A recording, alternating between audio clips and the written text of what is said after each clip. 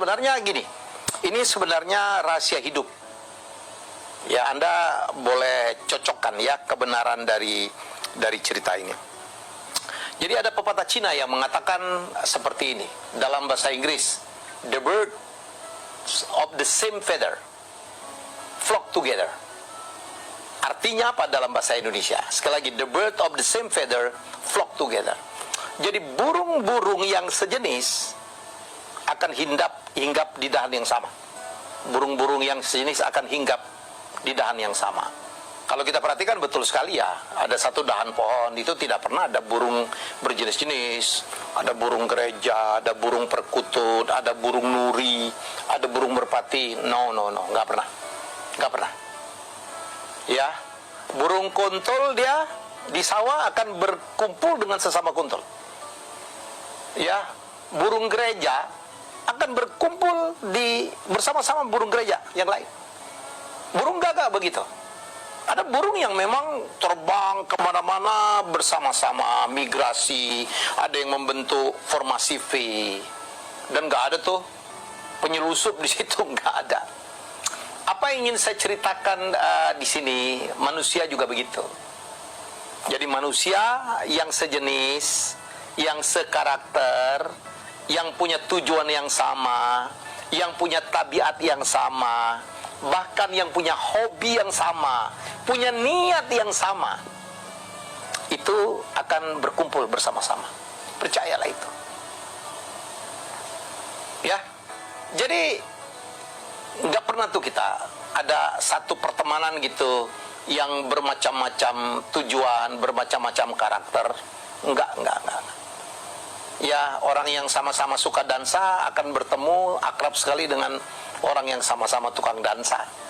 Yang sama-sama suka nyanyi, mereka barangkali rutin tuh punya grup karaoke. Yang sama-sama suka mancing akan juga terkumpul dengan orang-orang yang sama-sama tukang mancing. Tukang minum ketemu juga dengan orang-orang sama tukang minum. Tidak mungkin mereka lagi minum ada orang yang tidak suka minum di situ. Kalaupun datang paling sekali aja. Itu baru hobi loh. Karakter juga begitu. Ya, orang yang suka menolong orang lain akan berkumpul dia nyaman sekali dengan orang yang suka menolong orang lain. Mereka bikin kegiatan sosial, rutin membantu yatim piatu, rutin sekarang memberikan sumbangan. Ya, Anda perhatikan itu. Orang yang senang dengan kegiatan atau kegiatan keagamaan, dia bikin pengajian, dia bikin persekutuan doa. Mereka berkumpul di situ. Ya, ekstrim saya katakan. Orang baik akan berkumpul dengan orang baik. Orang jahat akan berkumpul juga dengan orang jahat. Karena nggak mungkin tuh ada sekumpulan orang yang kadang-kadang melakukan kejahatan gitu berkumpul dengan orang yang anti kejahatan, berantem dong. Ya, begitu juga orang baik.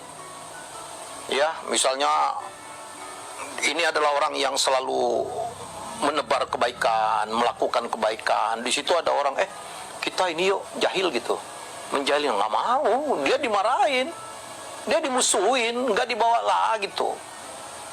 Jadi ini ilmu hidup tuh.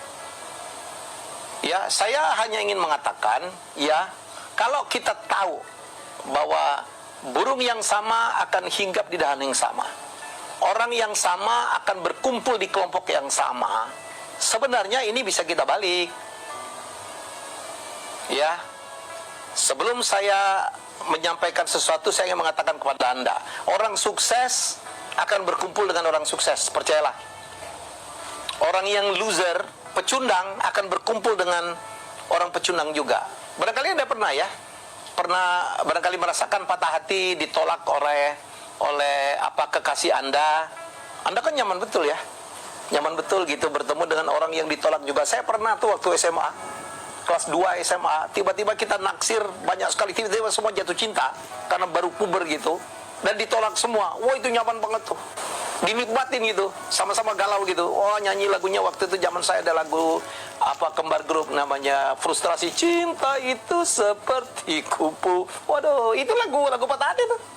Anda lihat sekarang tuh, anak-anak sekarang, orang-orang galau ketemu dengan orang galau. Waduh, gue lagi ditolak nih, iya gue juga nyambung gitu, wah, meratap-ratap gitu, nyaman betul. Ya, Anda lihat itu. Jadi mengetahui itu, Anda kalau mau sukses, masuklah ke kelompok orang-orang sukses, orang-orang yang pikirannya positif, jangan yang sebaliknya. Ya, sehingga kalau Anda gagal di kumpulan positif, tenang aja, gua dulu pernah gagal lebih parah dari lu, bangkit, kita bantuin, kan begitu tuh. Makanya banyak sekali tuh kumpulan-kumpulan yang sama menyemangati. Ada beberapa kumpulan ngundang motivator, diangkat terus, ya, diangkat terus semangatnya. Jangan mencari kelompok-kelompok yang galau-galau itu, yang kalau Anda gagal, oh iya tuh, aduh, gagal ya, gitu. Kita ini aja yuk, waduh. Ada yang kalau begitu patah hati gitu, bukannya diangkat. Kalau yang ketemu udah tinggalin, ngapain lah, meratap-ratap, ditolak, cari yang lain. Itu kalau positif toh. Jangan justru, ayo kita temenin yuk kesedihan lo. Wah, itu bisa macam-macam tuh. Ya, jadi ini yang harus Anda lakukan. Ya, masuklah ke kelompok orang sukses. Saya dulu, saya kan orang kampung, dari kampung masuk ke Jakarta, ya, dan kemudian saya justru adalah orang ini ilmu sukses. Kadang-kadang kita harus melakukan lompatan. Kita harus masuk ke kelompok yang di atas kita. Ya, saya dulu tertolong banget. Habis kuliah, saya masih pegawai negeri, penghasilan saya waktu itu sangat seadanya gitu. Ya, tiba-tiba saya diajak oleh Ireng Maulana, ya, seorang seniman besar, musisi jazz, leader gitu, punya perusahaan Ireng Maulana Production, kemudian melaksanakan Jag Jazz untuk menjadi manajernya dia. Dan itu saya pikir lompatan yang luar biasa. Begitu saya diajak oleh Mas Ireng, ya, almarhum, di dalam perusahaannya, saya diajak kemana-mana. Saya diperkenalkan dengan Peter Gonta, dengan Didi Haju, dengan Pak Bambang Tri, dengan nama-nama besar, orang-orang kaya, orang-orang sukses gitu, musisi-musisi hebat zaman itu dan sampai sekarang, Benny Likumahua, Benny Mustafa, Idang Rasidi. Saya diperkenalkan dengan Kusendratmo. Naik tuh level saya tuh. Level saya naik. Saya melihat mereka, bagaimana mereka sukses, bagaimana cara mereka berpakaian, bagaimana cara mereka hidup, bagaimana filosofi hidup mereka. Saya ngobrol mereka, saya serap ilmunya. Dan setelah itu saya diminta oleh Ibu Ani Sumadi untuk menjadi stafnya dia. Saya mulai dari tukang bawa tasnya beliau tuh, bikinin soal. Kemudian saya diperkenalkan kuis. Anda tahu tuh, Ani Sumadi itu ratu kuis, semua orang memuja beliau. Dulu kuis beliau itu berpacu dalam melodi. Siapa dia? Pesertanya orang-orang hebat, lawyer-lawyer hebat, iya, pengusaha-pengusaha hebat, tokoh-tokoh di Republik ini hebat, jenderal-jenderal. Bayangin berapa menteri gitu pernah jadi peserta beliau, dan saya menjadi pelatih di sana gitu, melatih mereka cara bertanya di siapa dia. Anda baru saja nonton barangkali, ada video yang cukup viral. Di situ pesertanya ada Asegaf, ada Denny Kailimang, ada Denny Ponto, ada Amir Samsudin yang kemudian menjadi menteri, ya. Waduh, lain lagi tuh pergaulan saya. Saya ngelihat mereka, wow, mobilnya hebat, rumahnya hebat. Itu kadang-kadang memacu kita tuh, mempunyai mimpi, kepengen seperti mereka. Jangan lupa loh, orang itu menjadi sukses karena punya mimpi. Wah, level saya lain lagi. Saya diajak oleh Bu Ani bertemu dengan para pemilik stasiun, CEO stasiun. Saya dipertemukan dengan Pak Angki Handoko. Saya bertemu dengan Lala Hamid. Saya bertemu dengan Pak Sudwikat Mono. Waduh, luar biasa. Naik lagi saya. Ya. Dan berikutnya dari Ani Sumadi saya keluar dan saya diajak oleh Mendiang Lim Xiaobo.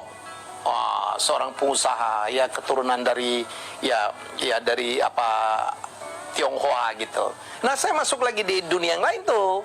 Ya, saya diperkenalkan oleh pengusaha-pengusaha dengan konglomerat, dengan Pak Henry Pribadi, dengan pemilik Astra, dengan luar biasa, dengan banker-banker. Dan kemudian di situ juga saya dengan Pak Siobok. Saya kepengen banget dulu jadi pelelang lukisan gitu. Ya, saya diajak Pak Siobok itu sampai belajar kemana-mana, ke Singapura, ke Hong Kong untuk menjadi auctioneer. Dan saya pernah menjadi auctioneer loh, pelelang lukisan. Dan Anda tahu, Setiap kali saya menjadi pelelang lukisan yang datang itu seluruhnya konglomerat. Bayangkan ada lukisan 1 miliar, mereka ngangkatnya begini doang. Wah, naik lagi tuh level saya. Ya saya bergaul dengan mereka. Mereka ngajak saya ngobrol, mereka ngajak saya makan malam gitu. Dan setelah itu ya saya membuat sendiri gitu perusahaan saya bergerak dalam bidang I.O. dan kemudian pekerjaan saya dalam bidang sebagai MC juga sangat tertolong oleh pergaulan itu. Ya. Dan keputusan saya untuk menjadi seorang pelelang lukisan tuh keputusan yang paling tepat. Itu kunci keberhasilan saya. Kenapa? Yang datang adalah para konglomerat, orang yang tidak punya duit tidak mungkin akan bidding lukisan karena harganya sampai miliaran. Dan mereka adalah klien saya. Kalau mereka ngawinin anak, kalau mereka mau ada function di perusahaannya yang diundang adalah saya, kan diundang, diajak makan, ngobrol, wah level saya naik lagi. Bayangkan dari anak kampung saya bisa mencapai seperti ini karena itu. Karena saya mengkatrol pergaulan saya.